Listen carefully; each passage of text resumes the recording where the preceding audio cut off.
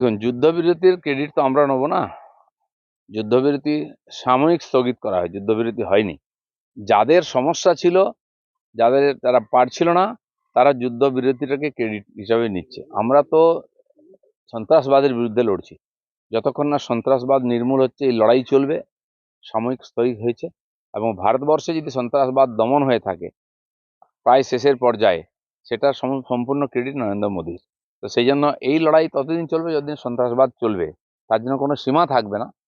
হ্যাঁ, একটা সচেতনতা দেওয়া হয়েছে। বিশ্বের বহু দেশ আজকে বিশ্বের যে আর্থিক পরিস্থিতির জন্য তারা আমাদের সরকারকেও বলেছে, হয়তো সেই জন্যই তারা সাময়িক এটা বন্ধ করেছেন।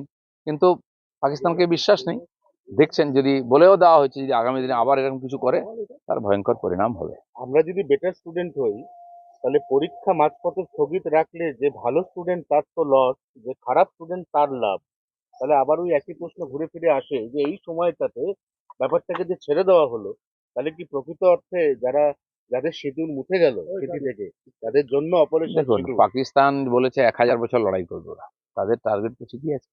কিন্তু ভারত চায় না এই ধরনের মানে পচা শামুকে পা কাটিয়ে নিজের সর্বনাশ করতে। তো সেই জন্য ভারত যখন দরকার হয়েছে, গায়ে পড়েছে, তখন লড়াই করেছে। আমরা লড়াই চাই না, সবসময় এটা বলেছি। আমরা যে নিউক্লিয়ার ওয়েপন্স তৈরি করেছি, নো ফার্স্ট অ্যাটাক, এটাও বলেছি, আমাদের নীতি পরিষ্কার আছে। কিন্তু যে ক্ষতি করতে আসলে তাকে শিক্ষা দিতে হয়। তো সেটা আমার মনে হয় পরিস্থিতির কারণে সাময়িক স্থগিত আছে, কিন্তু এই যুদ্ধ থামবে না। যুদ্ধ শেষ হবে এবং সারা বিশ্ব ভারতবর্ষকে ভরসা করেছে আতঙ্কবাদের বিরুদ্ধে। নরেন্দ্র মোদীর লড়াই সারা বিশ্বের যে এই যে সন্ত্রাসবাদ চলছে তার বিরুদ্ধে, এবং বহু দেশ তারা নিজেরা লড়তে পারছে না, ভারতের উপর ভরসা করেছে। ভারত সাফল্যের সঙ্গে এটা করে চলেছে। কিন্তু যুদ্ধ শেষ হয়ে গেছে বা সাময়িক বন্ধ হয়ে গেছে এরকম নয়। পরিস্থিতির কারণে সাময়িক বন্ধ হয়েছে, আবার চলবে। আজ পাকিস্তানের মতো দেশ 4 দিন যুদ্ধ বন্ধ হলে কিছু সামলে নেবে এরকম সম্ভাবনাও নাই। না অস্ত্রশস্ত্র আছে, না টাকা পয়সা আছে, না সেনার মনোবল আছে। পাবলিকও সরকারের সঙ্গে নেই, সে কি লড়াই করবে?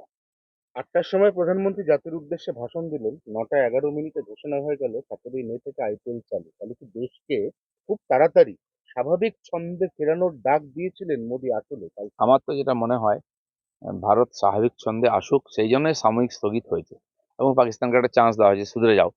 আর নাহলে কি করতে পারি তার নমুনা দুদিনে রাখা হয়ে গেছে। তো আমরা চাই, যেভাবে চায়না থেকে বহু কোম্পানি ভারতবর্ষে এসে গেছে এবং আসছে, অনেকে বলছেন যে চায়নাই উস্কে দিয়ে যুদ্ধটা করেছে। পুতিনের সঙ্গে মাননীয় মোদীজির মিটিং ছিল।